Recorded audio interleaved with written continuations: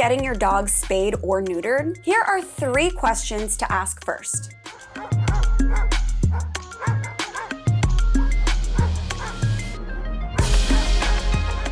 Welcome back to Alpha Pop, your destination for everything dog. I'm Bernie Zilio, and I'm on a mission to answer every doggone question you have ever had about your fur babies. And today we're talking about what you should know before you spay or neuter your dog, according to a vet. Fortunately, we have one of those with us today, Dr. Ross Bernstein.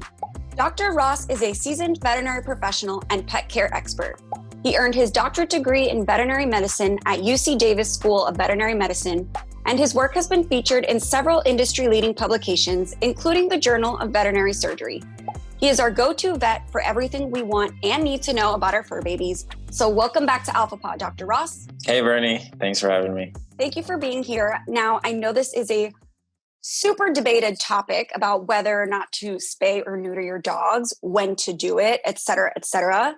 So I kind of just want to ask you all of the questions that all of us have about this topic, starting with, why is it important to spay or neuter your dog? The biggest reason is pet overpopulation. In America, in first world countries, there are not nearly as many pets running around and roaming the streets because a lot of people spay and neuter their dogs, and we have these rules. But I don't know if you've ever been to some developing countries or even traveled around the world. For our viewers, there are tons of feral dogs and cats in some places too, just running around on the streets. And it's not good for the pets, but it's also a huge zoonotic or risk of transmitting diseases between animals and people.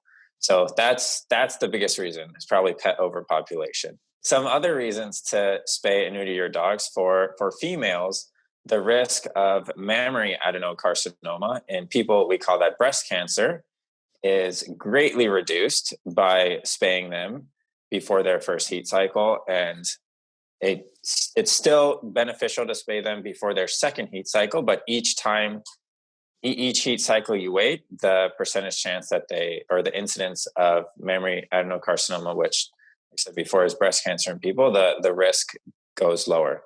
Some other common diseases or conditions that dogs can get if they are intact for females is one called pyometra, which is an infection of the uterus. You can get other things like hydrometra, mucometra. Large breed dogs, for male dogs especially, aggression or marking around the house, or especially even something called roaming behavior, are big reasons to neuter male dogs. Interesting. So you mentioned it's important if you want to spay your female dog, the reasons doing it before her first heat cycle. There's a lot of controversy around when exactly to spay or neuter your dog. So like in LA, I know, for example, if you go and you rescue a dog, 9 times out of 10, that dog is going to be already spayed or neutered as young as a couple weeks old. And then if you go to the vet, I've heard several vets say, oh, you should wait a year. You should wait till your dog is a year and a half. So is there like a magic number, Dr. Ross? There's no magic number. If you're getting your dog from a shelter or a rescue organization, they're coming from a place where they're one of their main goals is to combat pet overpopulation. So most of the time they'll spay or neuter your pet before you can even adopt them, or they adopt them out with the agreement that you will bring them back to spay and neuter them. So that's kind of a different situation. But for a lot of larger breed dogs, there are several conditions that, at least they've found, that the age at which they are spayed and neutered affects their health in terms of their orthopedic conditions, development of certain cancers. There's a paper that came out in July of 2020 where they looked at 35 of the most common breeds and what is the right age to spay or neuter them. So for the right age for males and for females. And they looked at the risk or the incidence of orthopedic conditions such as elbow dysplasia, hip dysplasia, cranial cruciate ligament ruptures. And they found that early spay and neuter delays the closure of growth plates. So in lay terms, that means that if you spay or neuter them too early, their growth plates, or the areas of the bone that allow growth, stay open longer.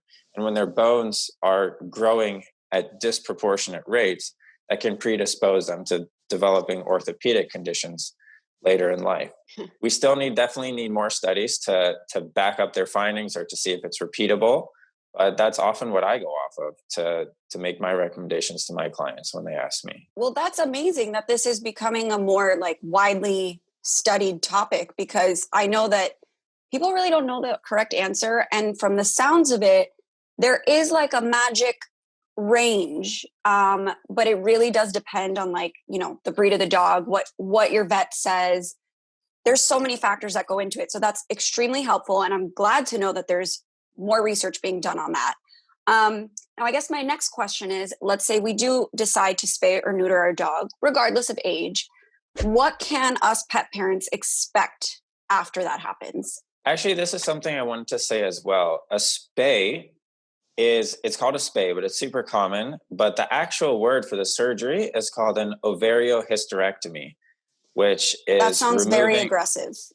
Removing the ovaries and the uterus. In some European countries, they only do ovariectomies, which is just taking out the ovaries, and that has been shown to be an effective sterilization technique as well. It's a very risky surgery, actually, especially as the dog is older, is a larger breed, if they're fat, if they're in heat, because those blood vessels or the arteries that supply the ovaries with blood, they can be very tricky to tie off. And the risk of hemorrhage or life-threatening bleeding is pretty high.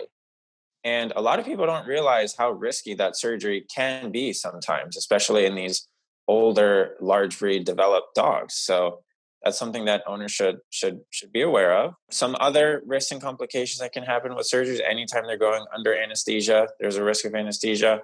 So we often recommend doing blood work beforehand. Now, there's not necessarily any age associated with whether they can or can't do surgery, but we always recommend doing blood work first, where we can check that they're otherwise systemically healthy. There's a risk for infection anytime we cut the skin. Usually your vet's going to do their best to prevent contamination during the surgery. But actually, the number one cause of infection after surgeries is the dog is licking or chewing at their incision afterwards. Yeah. So that's why wearing the cone or an e-collar is going to be one of the most important things.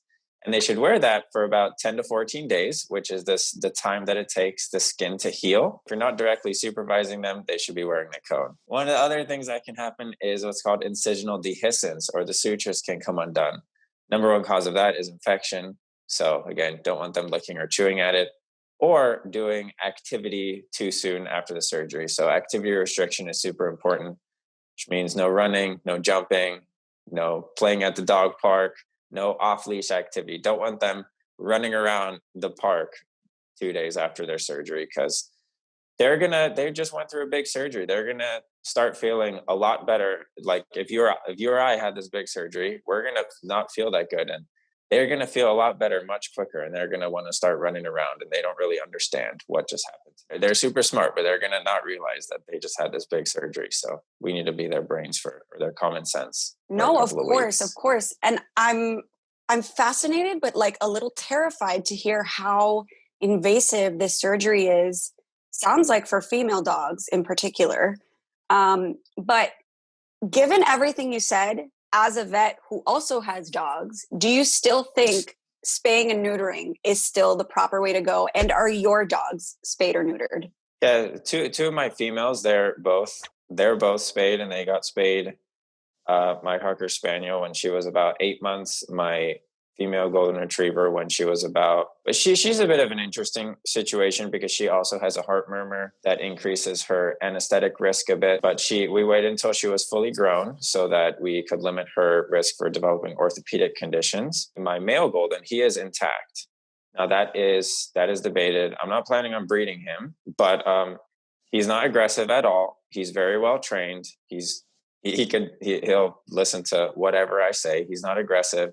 He doesn't mark around the house. He's not trying to escape. At least for now, if something did happen, if he did develop a testicular tumor or prostatitis or perineal hernia, these are just some risks of some things that are higher incidence in male dogs that are intact. This is my own personal opinion that there are some cancers like prostatic carcinoma that being intact they have a lower incidence. So that's just my own personal opinion and what I do. And well, thank you, Dr. Ross. Super, super helpful. I know you're extremely knowledgeable, and I think there's a lot of misinformation and a lot of misunderstanding about this otherwise very common procedure. But I think anytime a surgery is involved, people are scared, and rightfully so. So thank you so, so much. And if you guys, our viewers, have any more questions for Dr. Ross or myself, go ahead and drop them down in the comment section below. Again, I'm Bernie Zilio, and this is Alpha Paw. Be sure you subscribe so you don't miss a single doggone episode, and we'll see you guys next time.